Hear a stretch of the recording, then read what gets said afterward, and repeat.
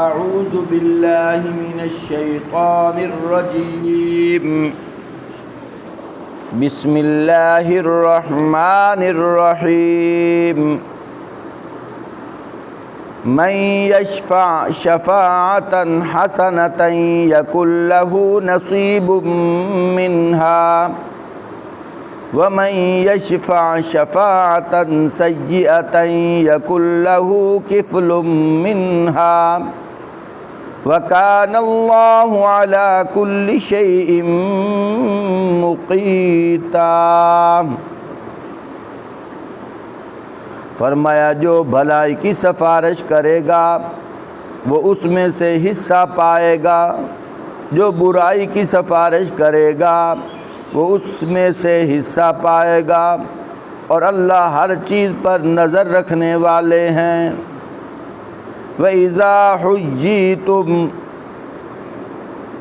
بِتَحِيَّةٍ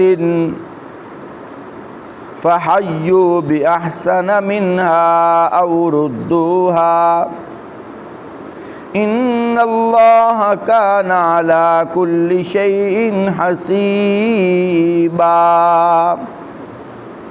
جب کوئی تمہیں سلام کرے تو اس کو اس سے بہتر جواب دو، کم از کم اس طرح سلام کہہ دو کہ اللہ ہر چیز کا حساب لینے والا ہے۔ محترم ساتھیو، یہاں اللہ پاک نے پہلی آیت کے اندر دو طرح کی باتیں ارشاد فرمائی ہیں،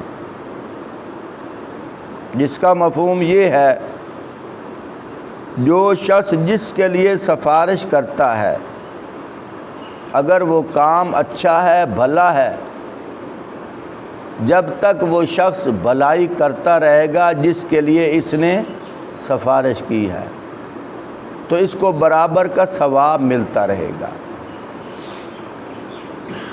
فرمایا اگر وہ کام برا ہے، جب تک وہ برائی کرتا رہے گا اس کو تو گناہ ملنا ہی ملنا ہے، اس کو بھی برابر کا گناہ ملتا رہے گا۔ دوبارہ پھر بات سمجھو، تھوڑی سی تشریح کرتا ہوں۔ جو شخص کسی کی بھلائی کے لیے سفارش کرتا ہے اور وہ شخص جب تک بھلائی کرتا رہتا ہے اس کو برابر ثواب ملتا رہتا ہے۔ سمجھ آ رہی ہے بات؟ تھوڑا سا ساتھ بولو۔ جب کوئی آدمی کسی کی بھلائی کے لیے سفارش کرتا ہے، جب تک وہ بھلائی کرتا رہتا ہے اس کو برابر ثواب ملتا رہتا ہے۔ دوسری طرف آ جاؤ، جب کوئی کسی کی برائی کے لیے سفارش کرتا ہے، جب تک وہ برائی کرتا رہتا ہے اس کو برابر ثواب ملتا رہتا ہے۔ سفارش مثال کے طور پر اچھے کام کے لیے ہوتی ہے، برے کام کے لیے بھی ہوتی ہے۔ ایک آدمی ہے وہ الیکشن پہ کھڑا ہوا، ہمیں پتہ ہے اس کے اعمال ٹھیک نہیں ہیں، بعد میں بھی یہ ایسے ہی کرے گا، یہ شرابی ہے، جواری ہے، بعد میں بھی اس نے ایسے ہی کرنا ہے۔ تو جو وہ ہم ووٹ کی پرچی دے رہے ہیں، ایک قسم کی ہم اس کی ہیلپ کر رہے ہیں، اس کی سپورٹ کر رہے ہیں۔ دوسری طرف آ جاؤ، اس کی سفارش کر رہے ہیں۔ کیا مطلب؟ یہ ووٹ اس لیے دے رہے ہیں کہ یہ آدمی اس اہل ہے، اچھا آدمی ہے، ایماندار ہے، یہ کوئی نقصان نہیں دے گا، لیکن وہ تو ہے ایک نمبر کا خطرناک انسان۔ اب اس کو جب ہم ووٹ دے رہے ہیں، جب تک وہ شخص گناہ کرتا رہے گا اس کو برابر کا گناہ ملنا ہے۔ اگر ایک آدمی اچھا ہے، مثال کے طور پر کسی فیکٹری میں اس نے کام کرنا ہے، یا مسجد میں امامت کے لیے بھی لوگ سفارش کر دیتے ہیں، وہ جب تک نمازیں پڑھاتا رہے گا، اذان دیتا رہے گا، دوسرے شخص کو بھی برابر کا ثواب ملتا رہے گا۔ حدیث پاک کے اندر آتا ہے الدال علی الخیر کفاعلہ۔ کیا مطلب؟ حضرت عبداللہ ابن مسعود رضی اللہ تعالیٰ عنہ روایت نقل کرتے ہیں، یعنی جو شخص کسی نیکی پر کسی کا آمادہ کرے، کسی نیکی پر کسی کو آمادہ کرے، اس کو بھی ایسے ہی ثواب ملتا ہے جیسا اس نیک عمل کرنے والے کو ملا ہے۔ ایک اور حدیث پاک ہے، من سن سنتا حسنتا فلہ اجرہا واجر من عمل علیہا۔ سبحان اللہ۔ من سن سنتا حسنتا، فرمایا جو آدمی کسی کو اچھے کام پر لگائے گا، جو آدمی کسی کو اچھے کام پر لگائے گا، اچھا کام سکھائے گا، پھر کیا ہوگا؟ من سن سنتا حسنتا فلہ اجرہا واجر من عمل علیہا۔ وہ جو اچھا کام ہونا ہے، جب تک اچھا کام ہوتا رہے گا، اس اچھے کام کا عمل کرنے والے کو تو ثواب ملتا رہے گا، لیکن جو اچھے کام پر لگا گیا ہے اس کو بھی برابر ثواب ملتا رہے گا، اس کو بھی برابر ثواب ملتا رہے گا۔ جیسے حدیث پاک کے اندر آتا ہے،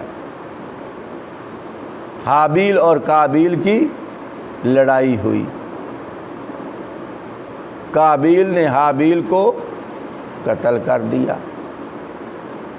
اب قیامت تک جو لوگ قتل کرتے رہیں گے، قاتل کو گناہ ہونا ہے، لیکن جس نے قتل کا دروازہ کھولا ہے اس کو بھی اسی طرح گناہ ملنا ہے۔ ایک اور حدیث پاک ہے، آپ صلی اللہ علیہ وآلہ وسلم گھر میں تشریف فرمائیں، حضرت امی عائشہ صدیقہ رضی اللہ تعالیٰ عنہ پوچھتی ہیں، یا رسول اللہ صلی اللہ علیہ وآلہ وسلم، یہ جو آسمان کے ستارے ہیں، کوئی ایسا خوش نصیب انسان بھی ہے جس کی ان کے برابر نیکیاں ہیں؟ آپ صلی اللہ علیہ وآلہ وسلم نے فرمایا، نعم، ہاں عائشہ، ایک ایسا عظیم انسان ہے جس کی ستاروں کے برابر نیکیاں ہیں۔ حضرت امی عائشہ صدیقہ رضی اللہ تعالیٰ عنہ فرماتی ہیں، میرے دل میں خیال آیا کہ وہ میرے ابو کا نام آئے گا، کیونکہ وہ ہر وقت تو نیکی میں ابتدا کرتے ہیں، آپ صلی اللہ علیہ وآلہ وسلم کے ساتھ رہتے ہیں۔ پوچھے، یا رسول اللہ صلی اللہ علیہ وآلہ وسلم، وہ خوش نصیب کون ہے؟ فرمایا، وہ عمر بن خطاب ہے۔ یا رسول اللہ، میرا ابو؟ فرمایا، عمر بن خطاب کی ساری زندگی کی نیکیاں ایک طرف، تیرے ابو نے ہجرت والی رات،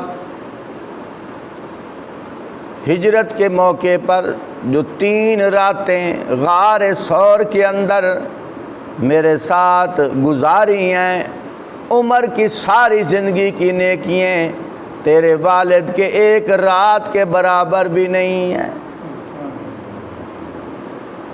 یا رسول اللہ صلی اللہ علیہ وآلہ وسلم، عمر میں کون سی خاصیت ہے؟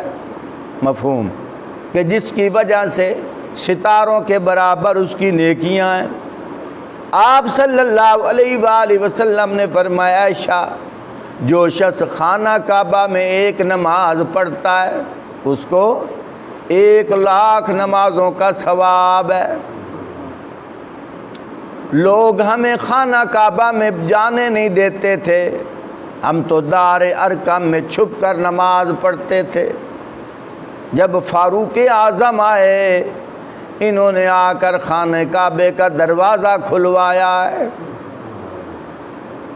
قیامت تک لوگ آئیں گے، نماز پڑھیں گے، لوگوں کو جو نماز کا ثواب ملنا ہے عمر کو برابر ثواب ملنا ہے۔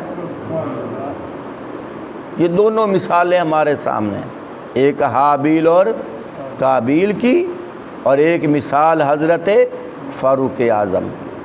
فرمایا جو جس کو نیکی کا راستہ دکھاتا ہے، نیکی کا راہ دکھاتا ہے، نیکی کے کام کے لیے سفارش کرتا ہے، جب تک وہ نیک کام ہوتا رہے گا برابر اس کو بھی ثواب ملتا رہے گا۔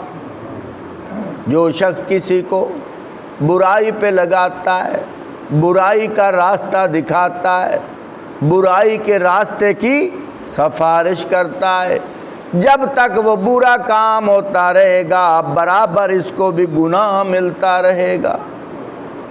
اللہ ہمیں سمجھنے کی توفیق عطا فرمائے۔